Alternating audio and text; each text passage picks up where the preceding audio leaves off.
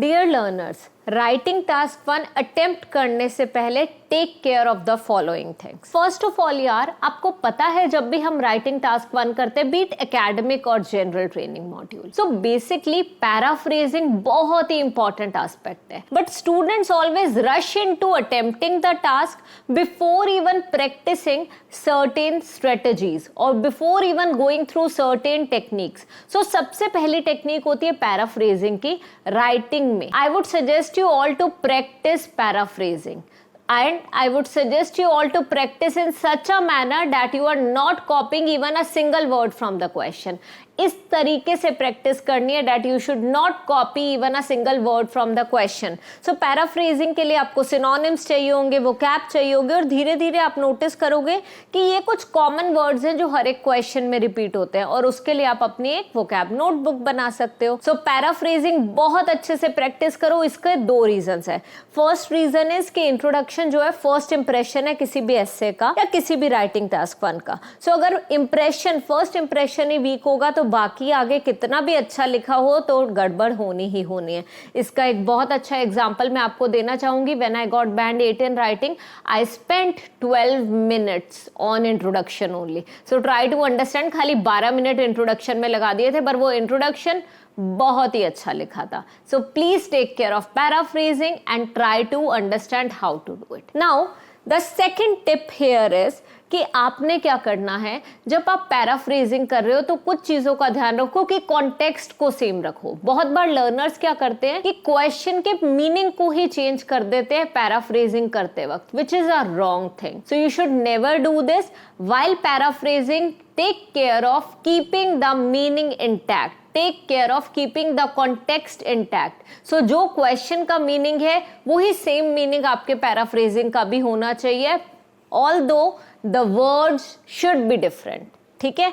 So this is the second tip. So guys, अभी तक जो भी मैंने आपको बताया वो writing task 1 and writing task 2 दोनों के लिए था। बट जो थर्ड टिप है वो राइटिंग टास्क 1 स्पेसिफिक है। इवन थर्ड टिप ऑनवर्ड्स जो भी मैं बताने वाली हूँ वो राइटिंग टास्क 1 स्पेसिफिक ही होगी।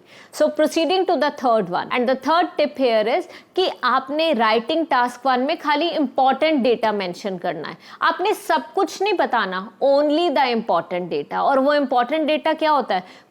कोई फिगर, ठीक है, कोई डेटा जो मैक्सिमम है, ठीक है, या कुछ मिनिमम है, कोई आइडेंटिकल है कि बिल्कुल सेम डेटा है 2 ईयर्स में, तो वो आप जरूर मेंशन करोगे। ठीक है, माइनर डिफरेंस या मेजर डिफरेंस वाला कुछ है वो आप जरूर मेंशन करोगे। स्टार्टिंग पॉइंट में कितना डेटा था, क्या फिगर पे था, क्या पॉइंट था, एंड एंडिंग पॉइंट पे क्या डेटा था वो जरूर मेंशन करना है। So that means starting point, ending point, maximum, minimum, minor difference, major difference. ठीक है, कुछ आपको दिख रहा है कि पीक पे जा रहा है और बहुत ही रैपिड फॉल है या रैपिड पीक है वो, और आइडेंटिकल कुछ हो वो।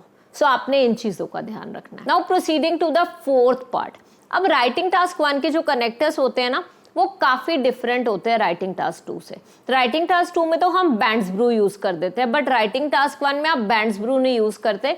यहाँ पे you can use similarly, contrastingly, whereas, while, as apparent from the graph, as evident from the graph, apparently, ठीक है, considering the above 2 datas। इस तरीके से आप अलग अलग कॉन्टेक्स्ट यूज कर सकते हो।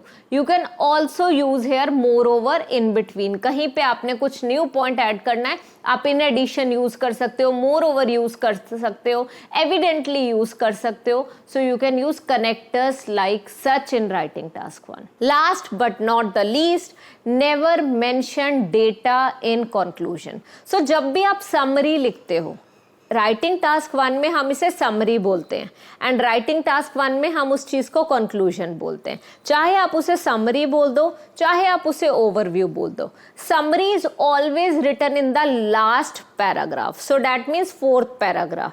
एंड अगर हम बात करें ओवरव्यू की, that is always written just after the introduction. So overview होता है second paragraph and summary is always the fourth paragraph. So neither in summary nor in overview you should mention data. So that means इन दोनों में से किसी में भी नहीं, you should never mention data in summary और इन ओवरव्यू किसी भी चीज में आपने मेंशन नहीं करना है। क्यों नहीं मेंशन करना है? क्योंकि डेटा आप थ्रू आउट द पैराग्राफ्स बता ही रहे हो, बॉडी पैराग्राफ 1 में भी बता रहे हो, बॉडी पैराग्राफ 2 में भी बता रहे हो, तो कंक्लूजन में विच इज लाइक समरी में आपने बस मैक्सिमम मिनिमम बताना है और कुछ आपने नहीं बताना है। So guys, these were the 5 tips जिन पे आपने ध्यान देना है before attempting writing task 1। Take care of these 5 things and आप नोटिस करोगे कि writing task 1 you will be able to finish in 15 minutes only. Moreover, you will be able to write an effective writing task 1. So that's all for this session. I'll see you in the next session. Until then, bye-bye. If you need help in any other IELTS topic, we have created hundreds of videos and almost covered every topic in IELTS. So you go to our home page and there you can see multiple tabs on top of the screen, and go to the playlist tab, and there you can see there are playlists for every type of video. There is playlist for writing, there is playlist for reading, there is playlist for idea generation. So you can check out what you want and you can watch that video and clear your concepts.